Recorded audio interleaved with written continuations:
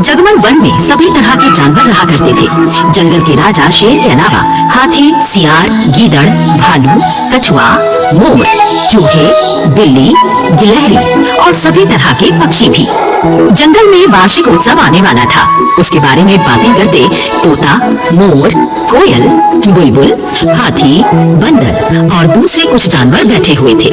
अचानक तोता बोला, अरे मेरी जैसी तीखी लाल चोंच भला किसकी होगी? मैं सुंदर भी हूँ और कुड़ी भी। ये सुनकर मोर बोला, और मेरे जैसे सुंदर पंख किसके होंगे? और तेरे जैसा नाच तो कोई नाच ही नहीं सकता। ऐसे में भला कोयल कहाँ पीछे रहने वाली थी? वो भी फुदक कर आगे आई और बोली, मेरी जैसी सुरीली बोली और गाना गाने की क्षमता तो मेरे अलावा किसी में है ही नहीं। ये बातें सुनकर हाथी बोला, भाई तुम लोगों की तरह ही मैं भी तो बुरी हूँ। मेरी याददाश्त का मुकाबला कर सकता है कोई? अब बंदर भी कहाँ पीछे रहने वाला था। मेरी हंसी खोती और समझदारी का मुकाबला कोई कर जाए तो मान जाऊं। तभी कठोरवा भी आगे आया और बोला, और मैं अपनी चोंच से कैसे कैसे शानदार घर बनाता हूँ, जो भी देखे बस वाह वाह करता रह जाए। ये सारी बातें चल ही रही थी कि सबने देखा तोता एक तरफ चुपचाप बैठा है। हाथी दादा ने चिंघाड़ कर पूछा, क्या बात है गंगाराम, तुम एकदम चुप कैसे हो गए? क्या सोच रहे हो? तुम्हारे दिमाग में जो चल रहा है वो हमें भी तो बताओ।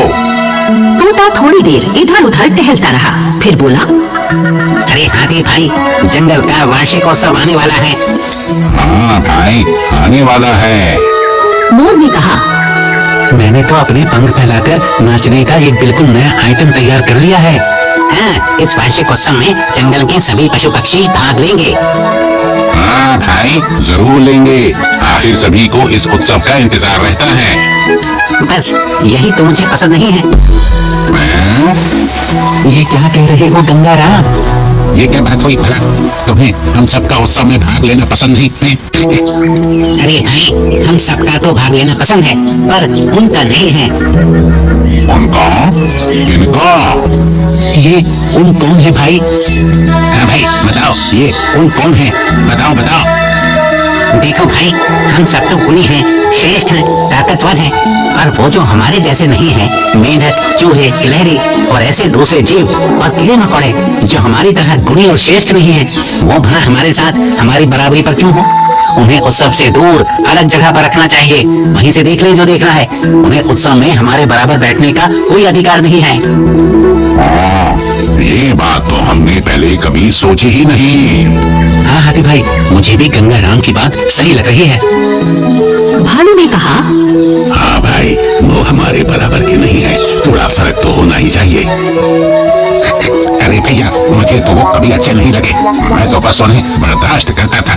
मुझे भी गंगाराम की बात सही लग रही है। कहते हैं ना कि बुरी बात सभी को अपनी लपेटे में जल्दी से ले लेती है, तो यहाँ भी कुछ ऐसा ही हुआ।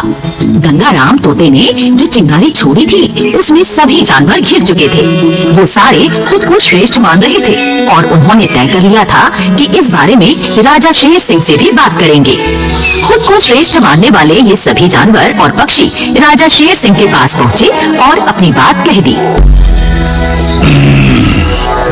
मुझे भी तुम्हारी बात में वजन लग रहा है। भाई, जो श्रेष्ठ हैं वो अलग होने ही चाहिए, और जो हमसे कम हैं, गए गुजरे हैं, उन्हें हमसे दूर रहना चाहिए। उन्हें हमारे बराबर बैठने का कोई अधिकार नहीं होना चाहिए।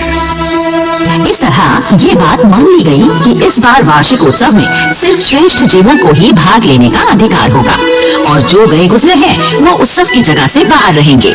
और वार्षिक उत्सव के दिन ऐसा ही हुआ भी। वार्षिक उत्सव की जगह पर एक बाड़ खींच दी गई और भालुओं और बंदरों की ड्यूटी लगा दी गई कि उन गए गुजरे जीवों को अंदर न घुसने दिया जाए। बेचारे चूहे, गिलहरी, मेंढक और दूसरे छोटे मोटे जीव और कीड़े मकोड़े बाढ़ से बाहर रहकर ही उत्सव को देखते रहे। गंगाराम तोता अब पूरे जंगल में अकड़ के साथ उड़ता था, क्योंकि वो तो श्रेष्ठ लोगों के झुंड में था।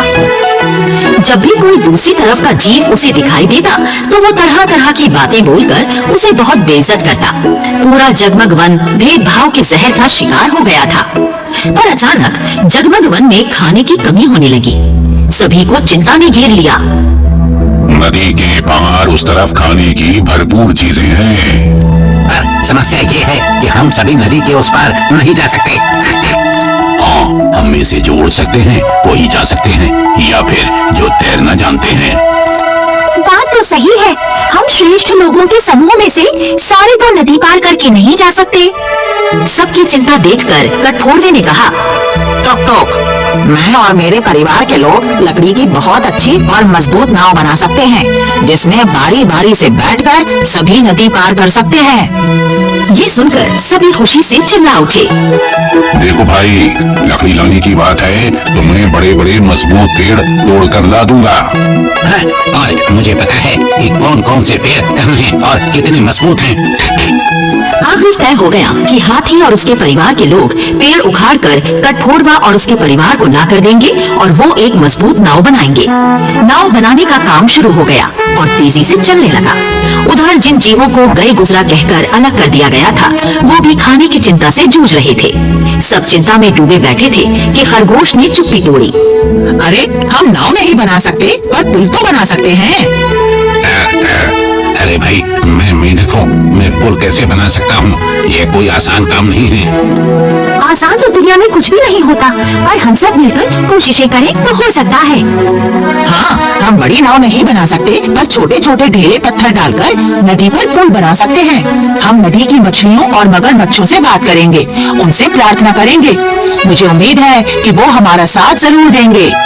बात सभी को पसंद आई। सबने फैसला किया कि वो छोटे हैं तो क्या हुआ, मिलजुल कर पुल तो बना ही सकते हैं। पुल बनाने का काम शुरू हो गया। नदी में तैरने वाली बड़ी मछलियों और मगरमच्छों ने कहा कि वो सब उनके साथ हैं। खरगोश भाई, आप लोग बेफिक्र होकर पुल बनाओ, हम ध्यान रखेंगे कि कोई उसे नुकसान न पहुंचाए।